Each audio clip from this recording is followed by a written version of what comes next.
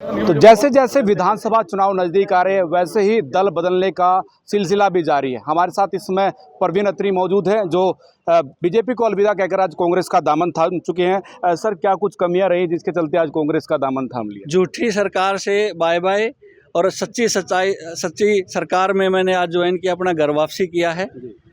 आज चौधरी भूपेंद्र सिंह हुड्डा जी के भाई दीपेंद्र के नेतृत्व में मैंने पार्टी को ज्वाइन किया है। उनका एक सिपाही बन के, उनका कार्यकर्ता पार्टी का बन के और अपने हल्के में काम करूँगा। एकाएक बीजेपी को छोड़कर कांग्रेस में लोग शामिल हो रहे हैं, क्या कि मान सम्मान नहीं मिल पा रहा? क्या कमी रही सर? नहीं, बीजेपी में मान सम्मान मिलने की जरूरत ही नहीं है जी, वहाँ तो झूठी है सरकार। हर चीज़ झूठी है, मान सम्मान भी झूठा है जी वहाँ तो। मानद महासचिव के पद पर आप रहे और उसके बाद अब आप इतने बड़े आरोप लगा रहे हैं कि वो मान सम्मान वहाँ नहीं मिल पा रहा है। जो सरकार ऐसा है बच्चों का भी खाने की सोचती है, जो मैंने डिपार्टमेंट में लिख के दिया, अपने अध्यक्ष को लिख के दिया, उपाध्यक्ष को लिख के दिया, जो मिलने तक का टाइम नहीं देते, वो सरकार क्या चलाएंगे? तो यही कारण रहा कि मैंने वहाँ 1 साल के अंदर अंदर ही वहाँ से रिजाइन दे दी।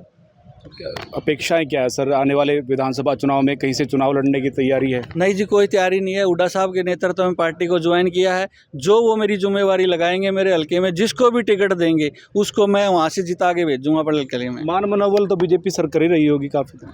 देखो, जोर जबरदस्ती तो करती है, ये सबको पता है। अभी आप पूरे प्रदेश में, क्या देश में डर की राजनीति चली हुई है और सभी लोग अपना सुरक्षित जीवन चाहते ही हैं जी।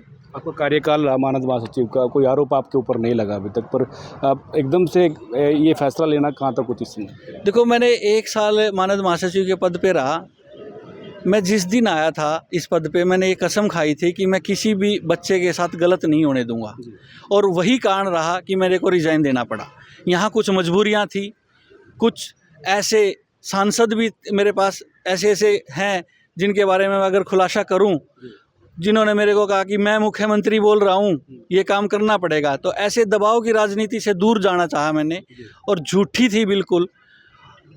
क्या बताऊँ आपको कि डिपार्टमेंट ही झूठा है। इतनी आरटीआई डिपार्टमेंट में है कि काम करने की फुर्सत ही नहीं मिलती, आरटीआई को जवाब देते रहो।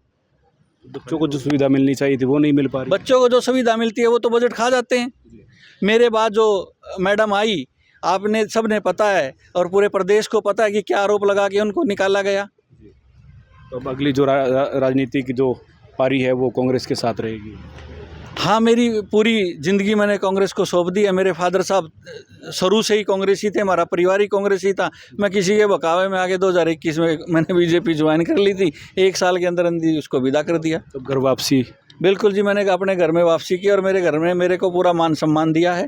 हुड्डा साहब ने ये कहा कि भाई पूरे मान सम्मान के साथ आपको रखा जाएगा। पार्टी लालसा है कहीं से चुनाव लड़ने की? इंद्री से बात आ रही है? मेरा हल्का इंद्री है, मेरा गांव इंद्री में पड़ता है और मैं इंद्री का रहने वाला हूं। मेरा कर्म स्थली जो है वो पानीपत है, और मेरे हल्के में हुड्डा साहब जिसको भी अपना सिपाही बना के भेजेंगे, हम उसको जिता के और विधानसभा में बिठाएंगे।